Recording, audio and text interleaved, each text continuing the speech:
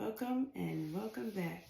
It seems like this week everything was going on lawsuits. Now I know everybody heard about the LIZZO goings on, but anyway, welcome and welcome back.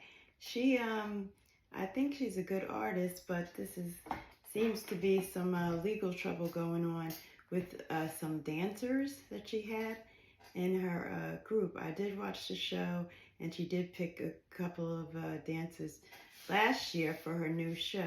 So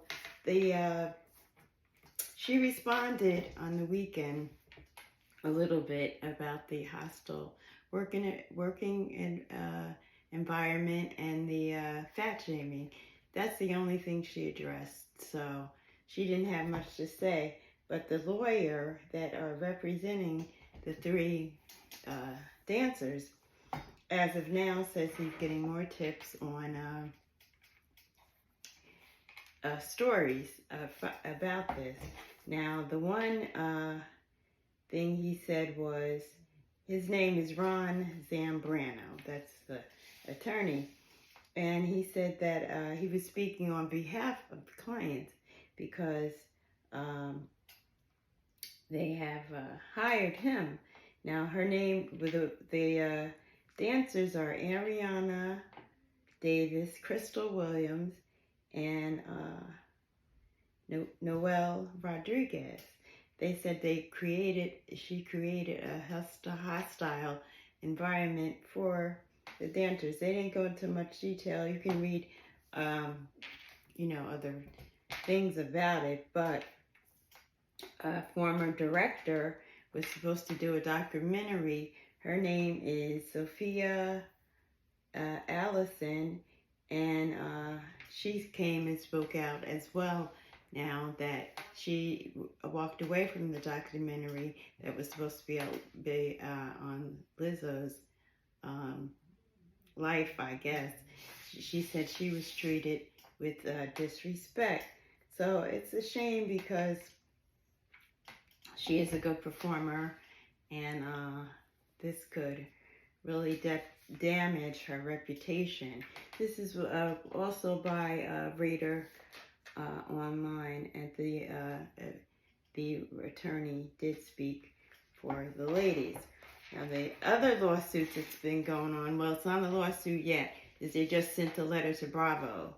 The Bravo that puts on the housewife shows. This is according to page 6. Bethenny Frankel, who was a New York housewife, she has now been the leader of this ongoing the way the housewives are treated. She specifically speak about the housewives because she was on that show.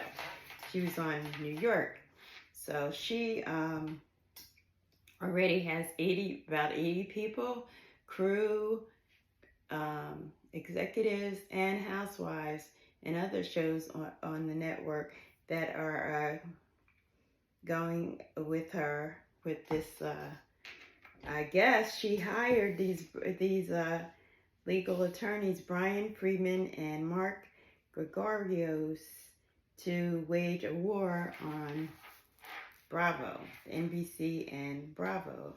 So the reality community is on board with this and eager to join her on the cause. In the letter, they've only sent the letter so far to Bravo and NBC, accused of making deliberate attempts to manufacture mental stability by playing their talent with alcohol while depriving them of food and sleep, as denying them mental health treatment for those display obvious and alarming signs of mental health deterioration. Our insider did not give names yet, but he said that it's crews, executives, and heavy on the housewives of those who really want to show their support to Bethany. Now, at first, she said that she was wanted to unionize it, which would be good because they can play this housewives show next year, the reruns, and the girls or the cast won't get anything as you do with regular scripted shows. And now this has turned into the things that they did to the stars on the show. So we'll have to see on that. They just sent a letter already, so got to see what they respond. And the next one is Lisa Vanderpump from the reality show. Husband Ken Todd is countersuing after not paying rent. Now the establishment that they had for 10 years, they decided not to do to renew the lease because of the price. They wanted to raise the price, but they said when they got the place 10 years ago, it was an empty car lot. So they put chandeliers and olive trees and everything else. But the thing is, Ken is saying that the landlord is being, I guess, disrespectful. But if they want their rent, they want their rent because they left the place. And after earlier this, year, and this is according to Radar Online, they told the staff that they were closing the restaurant, and then they still owed money.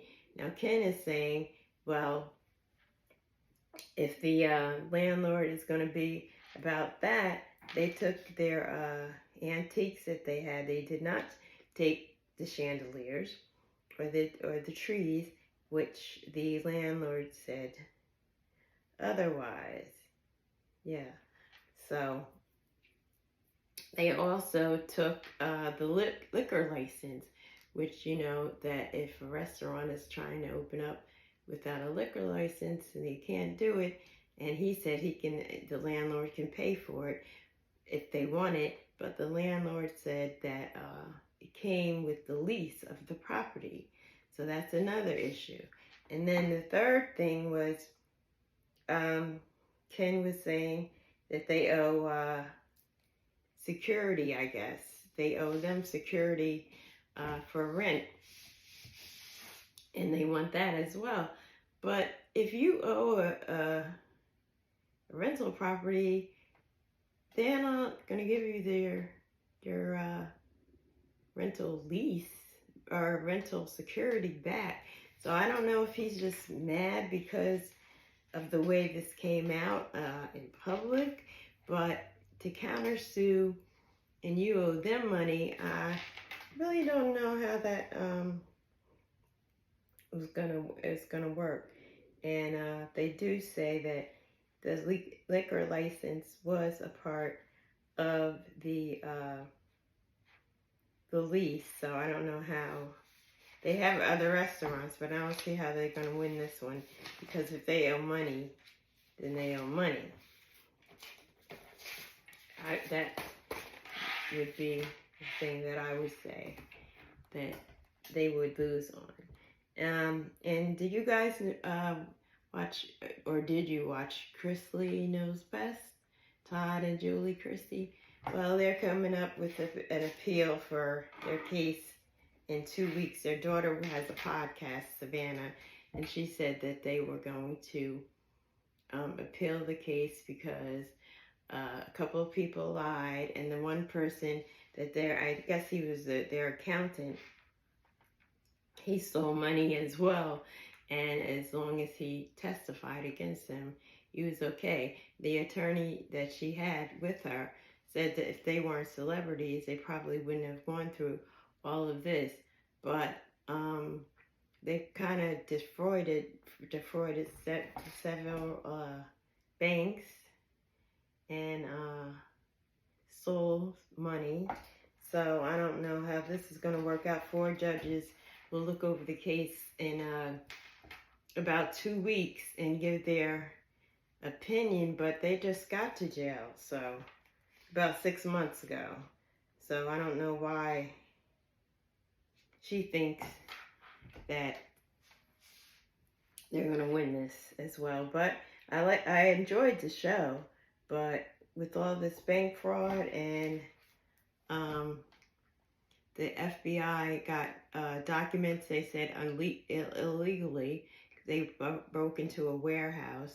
So that's another point that they have, that they said that, you know, was illegal. So they're trying to bring up some things that happened on the trial that maybe can be reversed.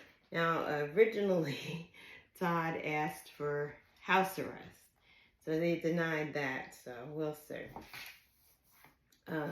Norman Lear, he turned 101 years old this year. He was the writer, creator of Good Times, The Jeffersons, what else? Archie Bunker, and all those sitcoms that were hits. And he's very, still doing his thing, I guess. At 101 years old. He inspired me when I was growing up because I watched those shows, and it made me think, wow, I should start working on my sitcom again. So I'll see, 2004, but 101 years old. And then we lost Pee Wee Herman, 70 years old this week as well. He, well, not as well, but he was suffering from cancer for about 6 years. So I hadn't seen him in a while, but he died. He passed earlier in the week. So condolences to his family. And that was, his real name was Paul Rubens. Paul Rubens, Pee Wee Herman. He did kids shows. And I don't know where I've been, but Aaron Rodgers is a football player. He's a quarterback now of the New York Jets. And supposedly he bought a mansion in my hometown. Now there's discrepancies of, it was it that town or the next town. Some of the streets border on both sides, but wow, this is according to the New York Post, so we'll see how long he stays with the Jets. That was surprising to me. Patti LaBelle, it has the #1 food source in Walmart. I've had the pie and the cake, but she has lots of stuff. Breakfast. She's coming out with more stuff this year. So she's the #1 in Walmart. So if you go to Walmart, look her up. And the last thing I was talking about was the New York Housewives. I've been watching the show. It's episode 3 is on now, and the only one that I'm not feeling on that show is Jessel. She's kind of very plays innocent, but she's rude. She didn't like the lingerie that Jenna gave them as a gift when they went to the Hamptons for the sleepover, and she stomped and walked, and I don't like it, this and that. But I mean, you could have just not wore it and not say anything. So the ladies got her straight on that, and then she's like, "Oh, I'm sorry, I didn't know." But on this week's episode, her husband is gonna say he's going back to his country, whatever that is, for a while, and probably because she embarrassed him by saying they didn't have an intimate relationship. Now that her sons are I think, are 2 years old, her kids are 2 years old. So, I mean, she came on national TV and told this, so I guess he could be a little embarrassed too. So we'll have to watch the next episode and see what's going on. But anyway, I wanted to get that stuff out, and I hope you have a good day.